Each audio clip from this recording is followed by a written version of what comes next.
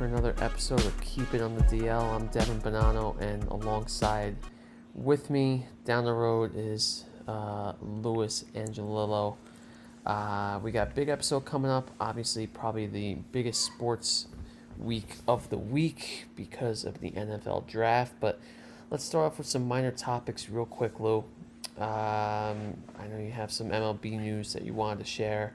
Obviously, real quick with everything going on, Derek Jeter publicly announced that he was going to take a $5 million pay cut this year to help out the Marlins, which is always very nice. Expect nothing less out of the great captain, the number 2. Yeah, very unselfish move there by Jeter. Just doing the right thing. See if more owners will take a larger pay cut. As well as other front office employees for the Marlins are taking a pay cut. I don't think as big as Jeter's $5 million, but they're definitely taking pay cuts. And other MLB players, their pay is going to decrease in May. They haven't really come up with an amount by that, but Tony Clark said that there was going to be no additional pay cuts today. So Tony Clark's the MLB Players Union, and is making sure the players don't get any more pay cuts than just this pay decrease in May. So, yeah, we'll see what the MLB decides to do. We're not going to really get into it. We went into it a lot last week with the Arizona plan, and, you know, they're still trying to come up with ways to maybe have a season, and Dr. Fauci says maybe we can put, you know, people 6 seats away in ballparks, and it'd be a fourth of the ballpark that gets, you know, sold, tickets get sold. It sounds like a whole lot of chaos because it's not going to feel the same. It's not going to be the same. It's going to be sad seeing that. It's going to be sad seeing empty seats as well. But yeah, I agree. I just don't think they're going to want to half-ass it like that or quarter-ass it. If you want to think of it that way. I don't think they're going to quarter-ass it that way. I think it's going to be one or the other. I think I really don't know what's going to happen. I really give up at this point trying to come up with scenarios or whatnot. Do I want it to happen? I know we talked about this last week at length. Yes. You'd just rather have it than not have it. But of course, it's going to be sad either way. I know. It is. And I mean, that's why the draft this week, I mean, we'll touch upon it a little bit in a minute, but I don't know about you, Lou, but I wanted to touch upon this real quickly, but I just don't feel the hype this year. I don't know if it's because everyone's just drained out from this whole situation, or if it's just, I don't know, just obviously something's just in the air. I just don't feel the anticipation. Well, it's not right there. That's the thing. There's no hype or anticipation right now because there is no date for it. If they came out and said June 1st is going to be the opening day, you'd start getting hyped. You'd start being like, all right, let's go. It's just that the fact that there's nothing set in stone in the future, that's not giving us an optimistic outlook. It's not giving us anything to look forward on. It's just giving us this reason to just still hate the Houston Astros and just keep awaiting. So that's it. I mean, you know, that's the only storyline this year was the Astros, and that the Red Sox punishment still hasn't been handed out. But yeah, those are a couple of minutes there on baseball. But yes. I know the NBA players are being 25% of their salaries for NBA players are being withheld starting May 15th. You're not going to play. You're not going to make money. I mean, it was coming. I mean, it has to be done. It's unfortunate, you know. Players, you know, they obviously don't like it, but it's gonna have. Something has to happen. If you're not making money, you can't pay out everybody. So, right. Unfortunately, things like that are going to happen. I don't know if the NHL did anything. I was looking into that. Yeah, I was reading up about it a few days ago. They were guaranteed their paychecks through March and at least one through April. But there's been talk that a lot of these guys are willing to sacrifice their paychecks to help the escrow for the league, which would be really nice. Obviously, the league probably would take that option in a heartbeat. But these guys want to come back and play. And regardless of where they are in the standings, it's amazing. I've only seen one guy publicly come out and say, you know what, forget it, just get me to 2021. That was Drew Doughty, the defenseman on the Kings. Well, yeah, I think the Kings are the second worst team in the league. Exactly. I mean, I don't think they should. If they come back, they should only come back with playoffs. That goes for the NBA too. But I don't see anything coming back at all. Yeah, I don't see it either. I think they just got to call it quits. It sucks. It's gonna be weird, especially when you think of a team, obviously like the Lakers. You know, them winning it all this year, obviously with Kobe's death would have been awesome. You know, and that's gonna get washed away. And honestly, I think that's something that the NBA has to take a look at. You know, big time. Obviously, they want the season to happen, but I mean, you're going to throw away a season with that implication. I really think that's going to be a big weight. I really do. Yeah, and the Toronto Sports can't win championships because the next year there's no season. Did you see that? There was the after they won the World Series in '93, there was a lockout in '94. Right. The Raptors won the championship last year. This year, it doesn't look like there's going to be an NBA champion crown. And when the Leafs won in like 1917, the league was canceled because of the plague in 1918. So, curse of Toronto sports the year after. So let's keep the championships in America.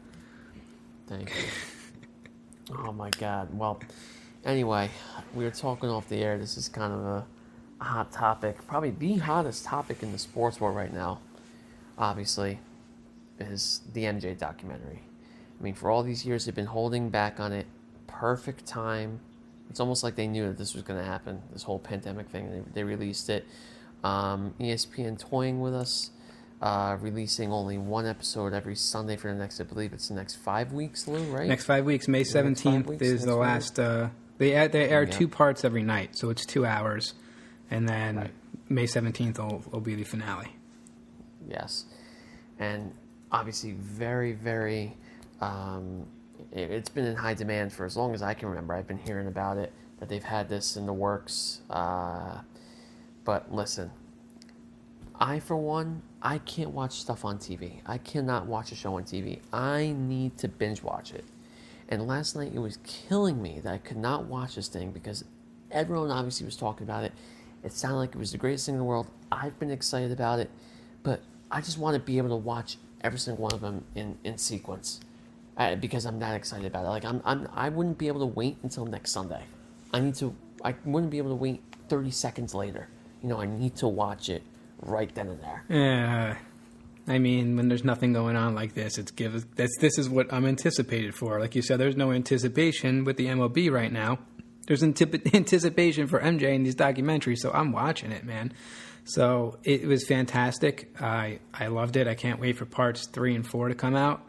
And I think I should get you to watch it this week. That way maybe we can dissect it a little bit more. But, I mean, fantastic.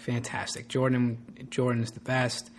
I mean, and it's just all about The Last Dance, the final season of Phil Jackson, MJ, you know, Pippen all together, like Rodman coming in. It's just fantastic. It was great. It was great. I liked it. I like it a lot. Yeah, and this is... Obviously, this whole thing is going to stir up the one controversy that gets my blood boiling. Is the MJ LeBron? No, it's not going to stir up. Debate. They're putting this to bed right now. It's MJ. Put it to bed. All the LeBron fans are going to come out. I'm with you, Lou. I don't know how people can argue one against the other. No. I mean, if you correlate, I was thinking this today. I mean, MJ averaged 35 points. I mean, over 30 points a game in his career. I mean, that's just unbelievable. I mean, what does that translate into today's game? Considering how the game was in the mid-'80s and in the 90s. Yeah, I mean, guys would come up bloody once a game in back then, you know. Now if you come up bleeding, the guy that made you bleed is suspended for 2 or 3 games. So, right, exactly. You know, it was just a different game back then, and Michael Jordan was just dominant. Crazy. Yeah, unbelievable. Honestly, in my opinion, the greatest athlete of all time. The fact that out of how dominant he was for as long as he was. I mean, I'm looking at his stats right now. I mean, he played in almost 1,100 games and averaged 30 points a game. Yeah, he took a year off in his prime. Yeah. Yep. And still came back for the Wizards. Obviously, back in the early 2000s. What did he average? He averaged basically 21 points a game at 38 and 39 after not playing for 3 years. You got to respect the athletic ability. Absolutely. You have to. Unbelievable. Yeah, I'm excited for it. I have a feeling I'm going to crack. I'm trying not to, but I think it's a matter of time before I start watching it. Just crack already. All right, Lou. All right. All right. Well, obviously, under the big boy, we got some football to talk about this week. Thank God, some real football. None of this nonsense going back and watching rewinds. I don't have to be teased watching the 2009 AFC divisional round Jets Patriots highlights. I don't have to watch any of that stuff. I'm getting real deal football news, meaningful football news. Both of our teams have top 13 picks, huge picks on the line. And you know what, Lou? I'm going to start off with you with the Giants. Give me your outlook. Tell me what you're expecting. Tell me what you think Gettleman's going to do, and what Daniel Jones and Saquon are going to have. Yeah, so we'll get right into it. The Giants are at number 4. They have a lot of interesting ways that they can go about this. If the Lions, who I think people are sleeping on, I really think they're in contention for a Justin Herbert to a quarterback kind of guy. I mean, Stafford, he's got those back issues from last year, and he's getting up there in age. I mean, it's not the worst thing to draft a young quarterback right now. So if they end up doing that, I think that the Giants might go Jeff Okudah at corner. I get a shutdown corner, have him work with Bradbury and Baker in his second year. Could definitely tighten up coverage big time. You have a slot guy and 2 guys covering the wide receivers, and play a lot of good zone coverages with those 3. So I would like that if that were to happen. Another piece in defense, Isaiah Simmons, who listed as a safety, outside linebacker, play all over the field. Very versatile player, fast as hell, quick, and he was he coached by Dabo Swinney, so he knows the game. He would be a huge presence there and on defense with those linebackers. So that's another route that I think the Giants are going to go. I think they're going to take him at 4 if Okudah goes to the Lions at 3. Then they obviously have the offensive lineman holes. This O-line group is deep. It's real deep. They're saying the deepest in years. There's a lot of guys that can go in a lot of different places. Ranging from the 4th pick all the way to the 14th pick. Andrew Thomas could go number 4 to the Giants, or he can go number 13 to the Jets. So it's all over the place. There's a lot of good linemen, though. It's almost you just got to get the right one. The one at number 16 could easily be the one at number 4. So if they're going to go O-lineman pick, they really got to be sure about it. If they do want to go O-line, I would rather see them trade back. Just trade back, get some more picks, get some more, something of value, and then move back a little bit. That would be ideal. And then there are rumors here. I want to smash these rumors that the Giants are looking at Justin Herbert. I don't see it happening. Daniel Jones is the guy moving forward. Period. I don't see the Giants taking Herbert at all. That'd be ridiculous if they went after Herbert. I think they're just saying it to see, hey, maybe if we say it enough, we'll get a team like the Jaguars that say, all right, we'll swap first-round picks and give you Ngakoue for the 4th. And we go, deal, sign me up. I'll take that. So maybe they're doing that story just to try and see what they can get for that 4th pick overall. Well, what do you think about the Giants possibly trading out of that pick?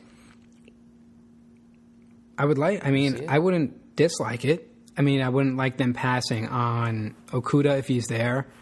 Or the biggest thing is I feel like you can't trade that pick until Chase Young's off the board. He's not going to fall to the Giants, but God forbid he does and we ended up trading the 4th pick and Chase Young goes 4, then all hell would break loose in New York. So I think if that pick is going to be traded, it's going to be done so on draft day. Right. Yeah, interestingly enough, I think the Giants and the Jets are both in very, very similar positions. They have very similar holes, big-time holes on the offensive side of the ball to protect their young quarterbacks, and both really need some edge rushers too. Yes. Honestly, they both need edge rushers. They both need corners, big time, and obviously both really need some wide receivers when you really think about it. I mean, is Sterling Shepard going to be your number one for Daniel Jones for a while? I like Sterling Shepard, but I think he's the cliche definition of a number two. Yeah, he guy. is. I mean, Darius Slayton awesome. emerged last year, so we can really see if he has that number one wide receiver potential. And Golden Tate too. We have 3 number 2 wide receivers, the way I look at it. But I don't think that's high on their list. Is a wide receiver here. I don't think they got a lot of other things to fix before they say, hey, let's go get a playmaker. Exactly. I agree with you. I think personally, I think the Giants it's not gonna be a sexy pick. I think it's gonna be a tackle. I think they're gonna take the kid out of Iowa. I think they're gonna take Wirfs. If he's there, obviously, if the kid from Georgia's there. That's what I'm saying. There's a lot of ways they can go. A lot of ways with this offensive line. There's no one name that you're going to be locked in on. It's 3 or 4 names that can go fourth, and like I said, they can go 14th. There's a lot of tackles names. So what are the Jets doing, Dev? Yeah. You know, it's interesting because, honestly, before I touch upon the Jets, Lou, I mean, I'm sure you can agree with me. The top 15 picks, any of those guys realistically have top 5 potential. This is a very, very deep and good draft class. Well, I mean, it's Burrow and Young, and then it's the rest. In that first round. 2.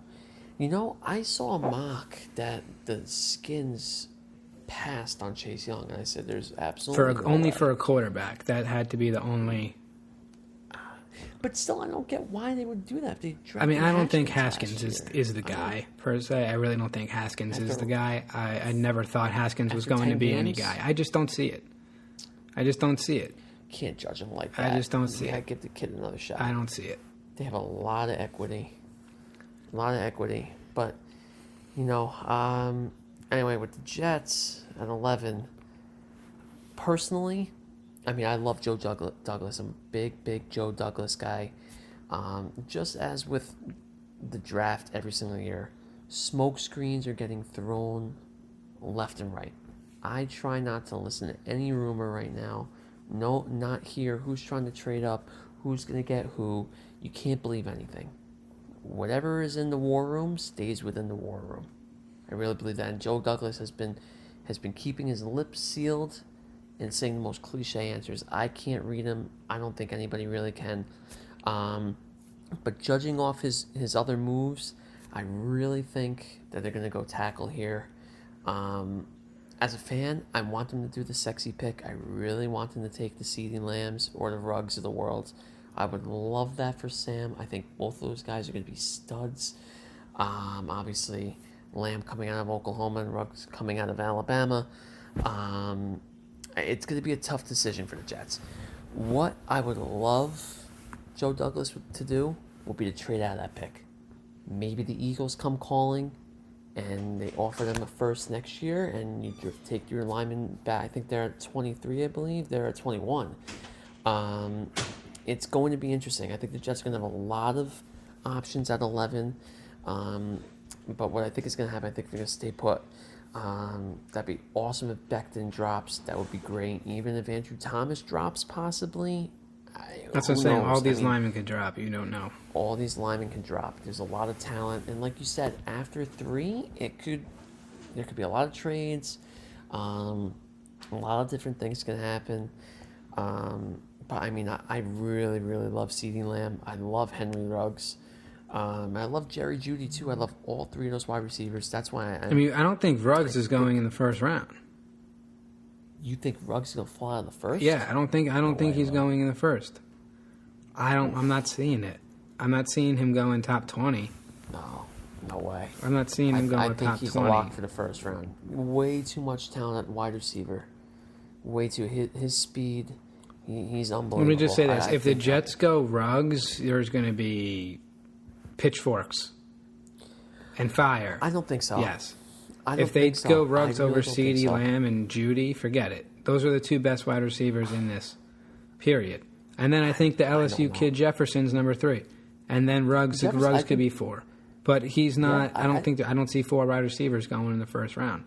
I think 1 or 2 of them, Jefferson and Ruggs, could be early seconds.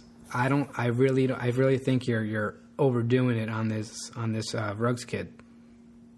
I don't know. I'm very high on him. I just think all these wide receivers, like you said, even Jefferson, I forgot, out of LSU. I mean, there's a lot. I love this draft. I really do. I'm really intrigued. I'm so intrigued with these moves. I think there's going to be a lot of surprises, and I think there's so much talent to be spread around. I mean, the Jets at 11, I mean, if Becton possibly drops on them, I mean, they hit the gold mine. I think that's the pick that you have to take. I mean, how often do you find a 6'7", 364 tackle of his size? Everyone's praising his quickness. I mean, you just don't see that. And how you build a team is from, obviously, from the front. So Sam needs it. The line was terrible. And then you pick some wide receivers in the second. I keep forgetting that kid from Clemson. He's very good.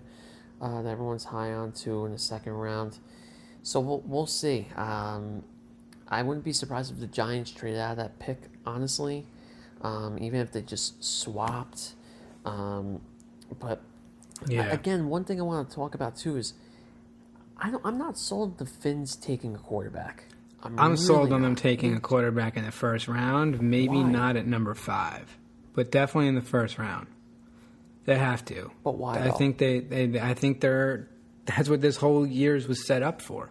Them taking the quarterback, getting a high pick giving up on Rosen to already? take a quarterback. Absolutely, that kid doesn't have it. You've watched him play, Dad. There's no way you can look at him playing and go, he's got it. I don't know. Not even close. I don't know. I mean, listen. I mean, are there, besides Burrow, be honest with me, are there franchise quarterbacks in this draft? Besides Burrow, honestly, I think Julian Love can surprise people and be a franchise quarterback. Herbert, I'm not sold on, and Tua with his injuries, I'm not sold on as well. But I agree. maybe, and then a huge wild card is a quarterback that can go rounds 2 or 3 is Jalen Hurts.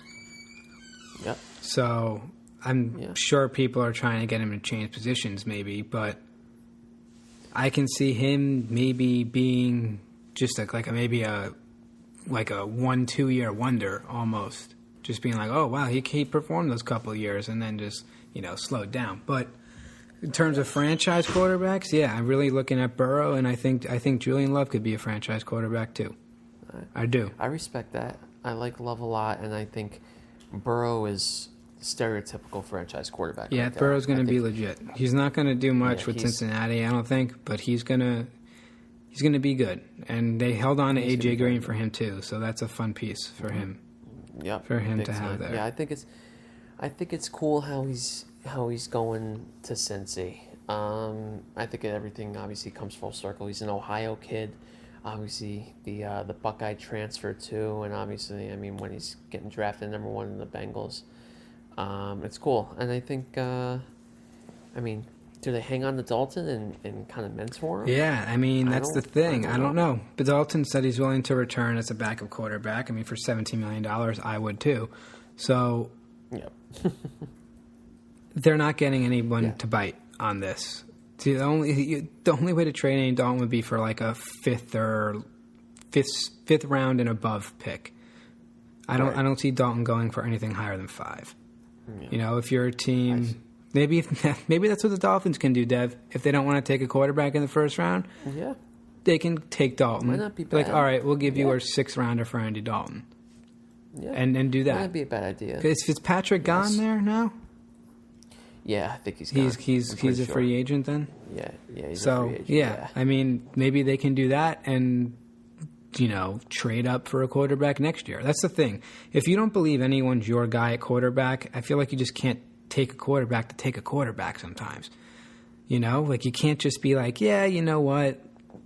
We kind of need a quarterback. Let's just take this guy in our first round when you can be passing on, any other position like tackle or linebacker. We've seen linebackers and tackles get taken in the late first round that if you did the drafts again, they'd be top 5 picks. So Right. it's hard. Yeah. It's hard. But I believe that you got to go up and get your guy if you're going to take a quarterback. If you're a believer in that guy, you do whatever you can to move up and take them. Of course.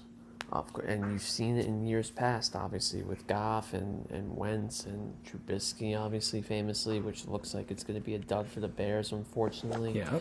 So, like, if your guy's Trevor, like, if the Dolphins are like Trevor Lawrence next year, they just say, all right, well, what do you want for that? If it's, first pick, second pick, you're going to have to trade up to get him.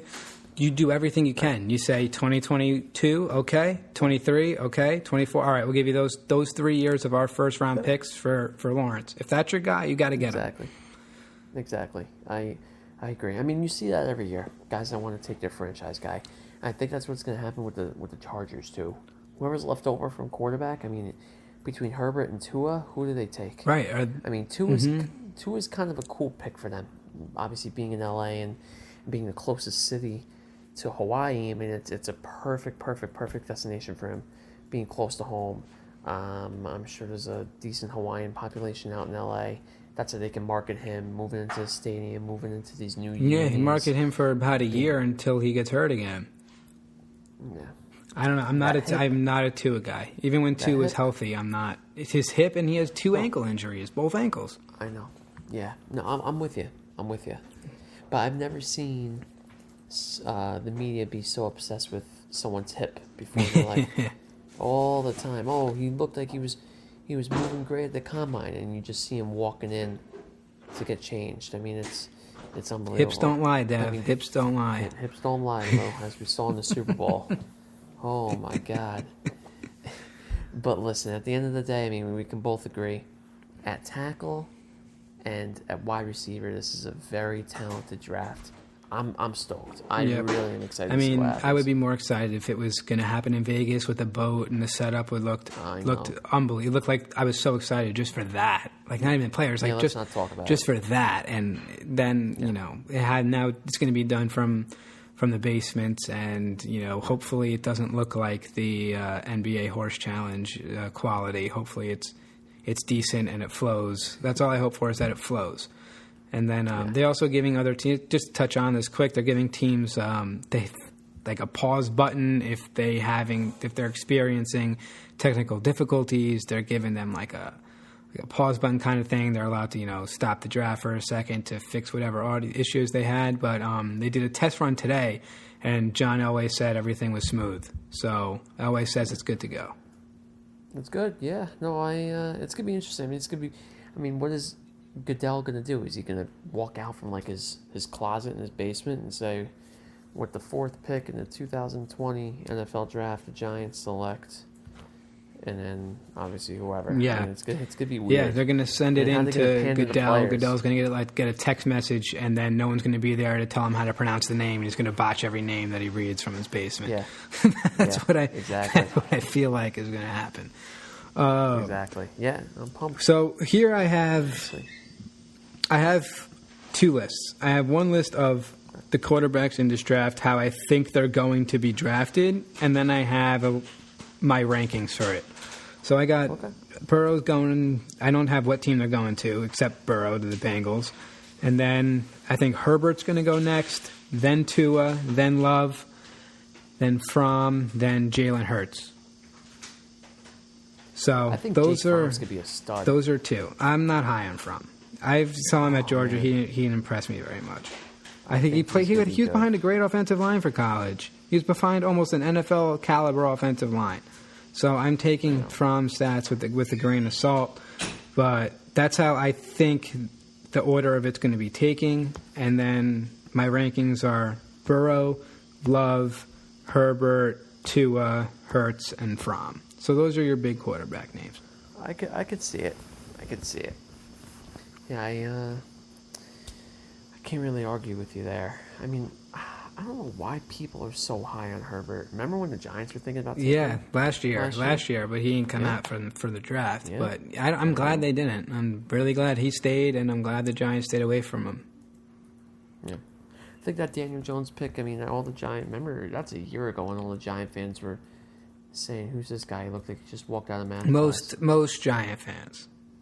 Yeah. There were good ones like me that said, all right, let's roll with it. Let's see what happens. Because like I said, Dad, when they're your guy, you take them. That's it. You don't wait. Mm-hmm. You don't wait. If the Redskins took Daniel Jones, the Giants would be in some trouble for the next few years if the Redskins took him at 15 last year. So, you know, if they felt he was going to be taken before their second pick in the first round, then they had to take him. Could have had Josh Allen too, not the quarterback, the edge rusher. Oh my God. But yeah, when there's your guy, you got to take him. Right. Yeah, you have to. Yep. I mean, it happens every year. And what's the pick going to be this year? I mean, I think you're going to... Personally, my prediction, too, is that there's going to be some aggression in the top 5 picks. I think someone's going to slide in. Even a little minor swap. Maybe we'll see someone try to get up and get one of those QBs. Yep, I see it. I see it happening. I do. I think, you know, even the Lions could trade out. The Giants could trade out. All those teams that don't need quarterbacks will gladly trade out and take that stud tackle that they're so in depth of. But speaking of tackles, one of the top 3, Mekhi Becton from Louisville, had his drug test flagged. He's been getting a lot of support from his coaches saying, you know, this guy's a model student, model athlete, that, you know, they'd be surprised if anything came up in that test. So how do you think this would hurt that stock of his? And if so, how greatly? Yeah, I don't know. I mean, if he falls to the Jets, that would be unbelievable. I would be so happy. Everyone's been praising about how talented this kid is. But I mean, it's not anything like Tunsil back then. That was a video that was the video that dropped. Yeah, that's unbelievable. So, we'll see. I wouldn't mind him slipping to 11. I think he's going to slip out of the top 10, but I'd be very surprised if he slipped out of like the top 25. He's going to slip out of the top 10. He's not going to be one of the top 3 tackles taken, but I think that if he goes out of the top 25, that'd be big. It's similar to a situation. This one's slightly worse because it had to do with the law. But La'el Collins from, who was he playing for at the time? I believe it was LSU, was in a situation where he was a suspect in some murder case back in his hometown or something like that. Or maybe it was outside LSU. He was like a suspect. And he was a projected, first-round tackle, and the guy went undrafted to the Cowboys, and nothing happened to him. He was acquitted of any possible charges, and he said, "I'm innocent here. There's nothing to worry about." Teams didn't take the chance, and the Cowboys signed him undrafted. Of course they did. Yep. But yep. I mean, anything. I mean, that's not. There was no drug test flagged for Collins, but there was baggage that came with the pick. Yeah. Yeah. I mean, you always see these draft stories come out every year. Usually the week of the draft. Everyone forgets about him at the end of the day. It's a big story. Oh my God, look what he did, and then, come on. Mm-hmm. He's a kid at the end of the day. He's got the talent. And even if it's the 4-game suspension, it's a 4-game suspension. I mean, after that 4 games, you're still. You're going to tell me you're not going to draft Tom Brady first overall if he had a 4-game suspension doing a draft again? Get out of here. So even if it does result in a little suspension, it's not worth it. It's not fantasy for 1 year that you're like, 4 games. I can't risk that in my for 4 losses right there. So yeah. Yeah, I know.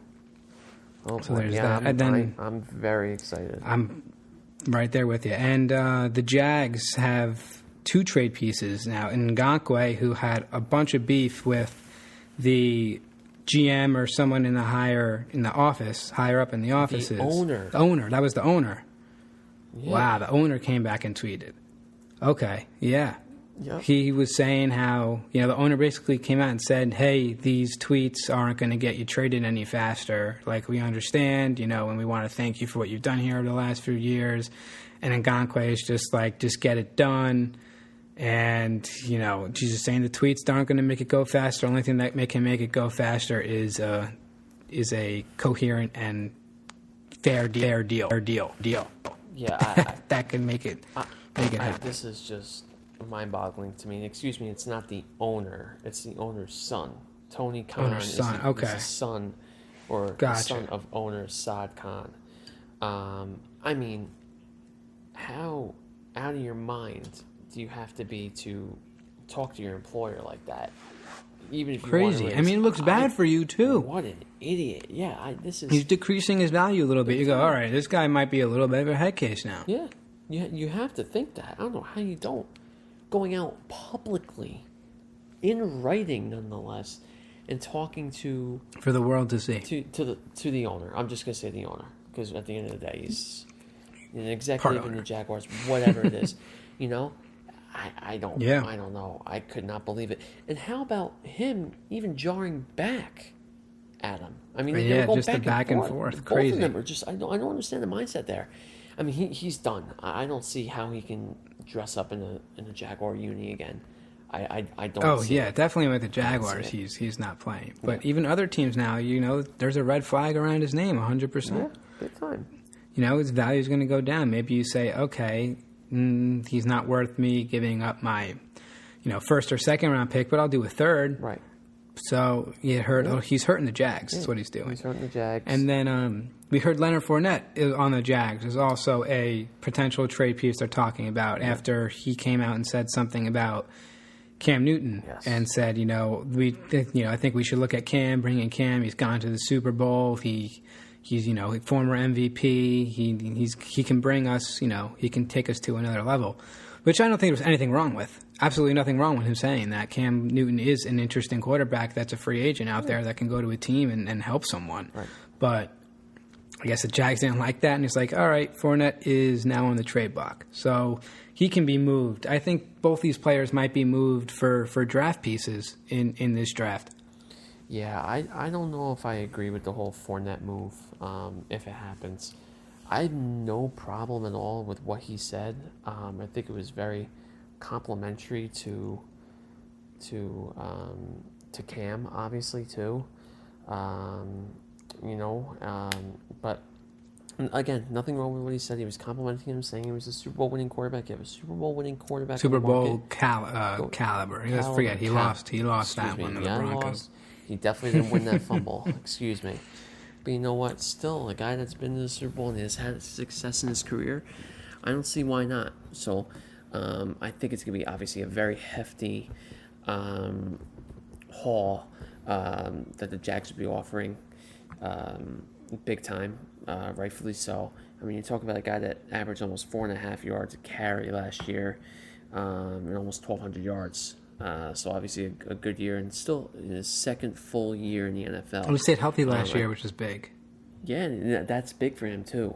I had him in fantasy the year before, very frustrating, but I'm not going to be one of those. I'm not going to talk about it. Yeah. So yeah, I mean, I wouldn't understand it.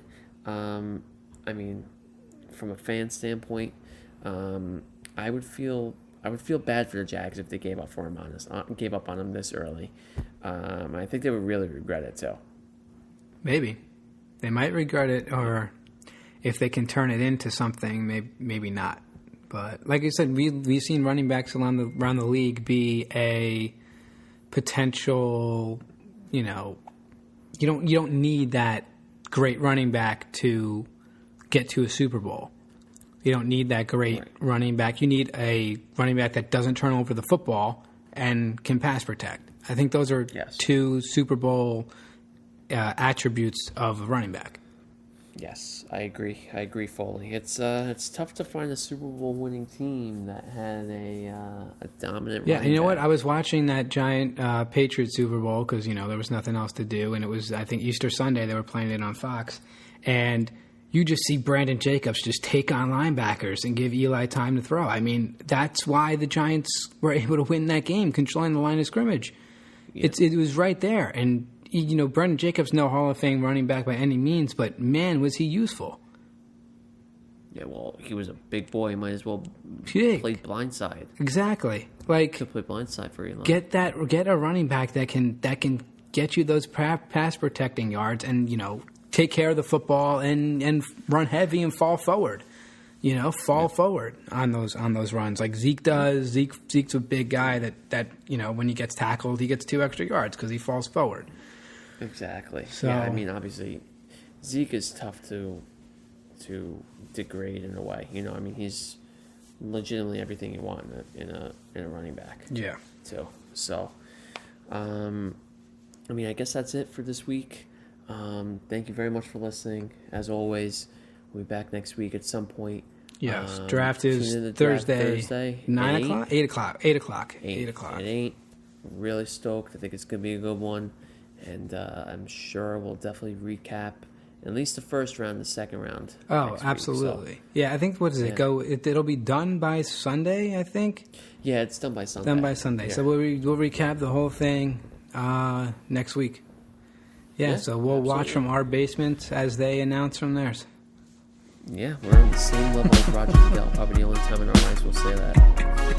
Oh, man. All right, guys. Thank you.